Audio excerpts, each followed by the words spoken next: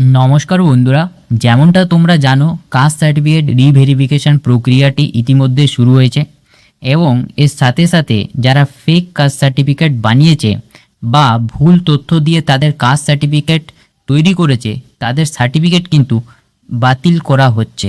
যেমনটা তোমরা দেখতে পাচ্ছ এই নোটিশটি ব্যাকওয়ার্ড ক্লাস ওয়েলফেয়ার ডিপার্টমেন্ট থেকে গত 3রা জুলাই এটা পাবলিশ করা হয়েছিল।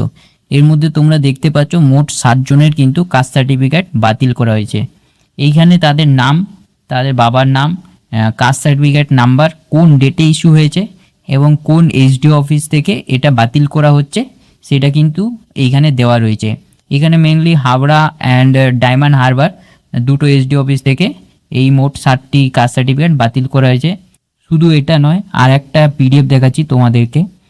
এটা দেখো, এটাও ব্যাকওয়ার্ড ক্লাস ওয়েলফেয়ার ডিপার্টমেন্ট থেকে গত 30শে জুন পাবলিশ করা হয়েছিল। অ্যান্ড এইখানে 3 জনের কাস্ট সার্টিফিকেট বাতিল করা হয়েছে। এখানে 3 জনেরই এসটি সার্টিফিকেট ছিল। বিশ্বাস, মণ্ডল এই 3 জনই কিন্তু এসটি সার্টিফিকেট হোল্ডার ছিলেন। এদের কিন্তু সার্টিফিকেট কল্যাণী এসডি অফিস থেকে বাতিল করা হয়েছে। তো এইভাবে কিন্তু যারা ভুয়া কাস্ট সার্টিফিকেট তৈরি করেছে বা ফেক কাস্ট সার্টিফিকেট বানিয়েছে তাদের কিন্তু সার্টিফিকেট বাতিল হওয়া শুরু হয়ে গেছে।